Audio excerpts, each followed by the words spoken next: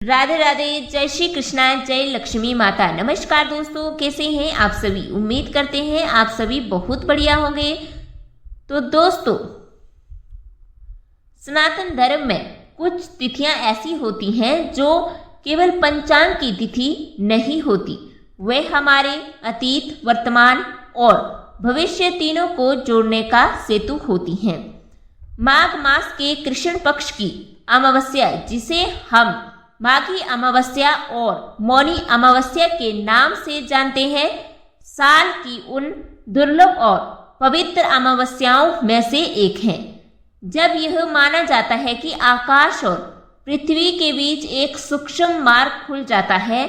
इस मार्ग से हमारे पितर, हमारे पूर्वज, जो आज हमारी आंखों से दिखाई नहीं देते लेकिन हमारे रक्त में, हमारे संस्कारों में, हमारे घर और हमारे भाग्य में आज भी जीवित हैं, वे हमारी श्रद्धा को स्वीकार करने आते हैं।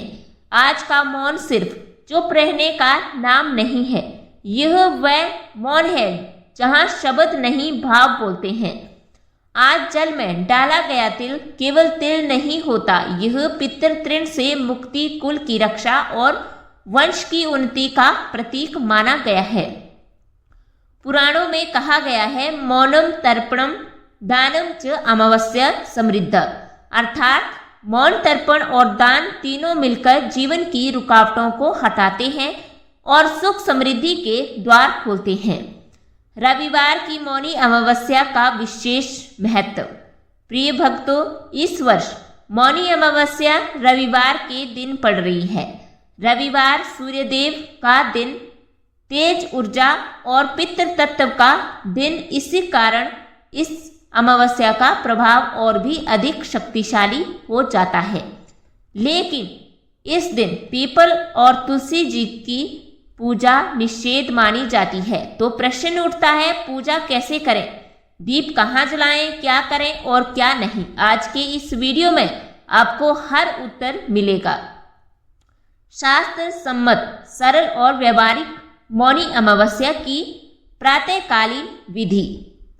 सुबह ब्रह्म मुहूर्त में उठें, शौच, स्नान और शुद्धि के बाद स्वच्छ वस्त्र धारण। अब शांत मन से अपने हृदय संकल्प लें, आज मैं मौनी अमावस्या के पावन दिन अपने पितरों की तृप्ति, कुल की उन्नति और पितृ ऋण से निवृत्ति हेतु मौन व्रत और तर्पण कर रही हूँ। यदि पूरे दिन मौन रहना संभव ना हो तो कम से कम 1.25 घंटे या पूजा, तर्पण और दान पूर्ण होने तक मौन अवश्य रखें। संकल्प के लिए दाहिने हाथ में थोड़ा जल और काले तिल लें। संकल्प बोलकर वह जल पर पृथ्वी पर छोड़ दें। पितृ तर्पण की विधि। दक्षिण दिशा की ओर मुख करके बैठें। दक्षिण पितरों की दिशा मानी जाती है। अब जल में काले तिल और कुशा मिलाकर 3 या 5 बार तर्पण करें और मंत्र जपें। ओम पितृभ्य स्वाधा नमः या ओम पितृ देवताभ्य नमः। हर अर्घ्य के साथ मन में यही भाव रखें कि यह जल मेरे पितरों की तृप्ति प्रदान करे। सूर्य अर्घ्य और ग्रह पूजा। इसके बाद तांबे के लोटे में जल, लाल पुष्प, अक्षत और लाल चंदन डालकर सूर्यदेव को अर्घ्य दें। मंत्र ओम भास्कराय नमः या गायत्री मंत्र। फिर अपने घर के मंदिर में नित्य की तरह पूजा करें। अपने इष्ट देव गुरु मंत्र या श्री भागवत गीता के 7वें अध्याय का पाठ करें। संभव हो तो शिव मंदिर जाकर शिवलिंग पर जल या दूध अर्पित करें। संध्या काल दीपदान की विधि। शाम के समय दीपदान अवश्य करें। दीप जलाने के स्थान घर का मुख्य द्वार, पितरों के चित्र के सामने, छत पर, दक्षिण दिशा की ओर, नदी, तालाब या जलाशय के किनारे, गौशाला या गाय के पास, शनिदेव के स्थान पर। तिल या सरसों तेल का दीप। उत्तर दिशा में मां लक्ष्मी के नाम का दीप। ध्यान रखें, दीपक सीधे भूमि पर ना रखें। तिल, अक्षत या पुष्प का आसन दें। पीपल और तुलसी जी के लिए दूर से ही ध्यान करें और दीप दिखाएं। दीप जलाते भाव रखें, यह प्रकाश मेरे पितरों तक पहुँचे, उन्हें शांति और मोक्ष प्रदान करें। मौनी अमावस्या के दिन क्या ना करें? क्रोध और झगड़ा ना करें, निंदा और अपशब्द से बचें, मांस, मदिरा, लहसुन, प्याज का त्याग, अनावश्यक खर्च ना करें, याचक को खाली हाथ ना लौटाएं। सबसे श्रेष्ठ दान तिल, अन्न, घी, गुड़, कंबल, वस्त्र, फल, सरसों या तिल का तेल, जल से भरा घड़ा, गौ सेवा, भोजन दान, फलाहार के नियम।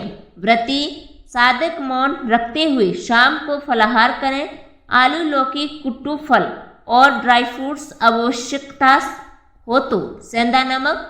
मौनी अमावस्या पर पितरों के नाम से किसी सार्वजनिक स्थान पर एक पौधा लगाएं और उसके बड़े होने तक उसकी सेवा का संकल्प लें। प्रिय भक्तों, जो भी व्यक्ति इस दिन मौन, तर्पण, दान, दीपदान और सेवा करता है उसके जीवन से पितृ दोष हटता है, संतान सुख बढ़ता है, दरिद्रता दूर होती है और जीवन में स्थिरता आती है। अगर आपको यह जानकारी उपयोगी लगी हो तो वीडियो को लाइक करें, चैनल को सब्सक्राइब करें और इसे उन लोगों तक जरूर पहुंचाएं जिन्हें इसकी आवश्यकता है।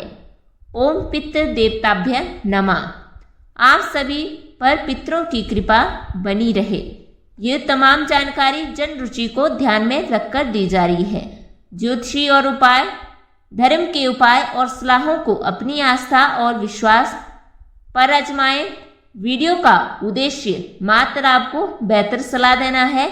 इस संदर्भ में हम किसी प्रकार का कोई दावा नहीं करते हैं।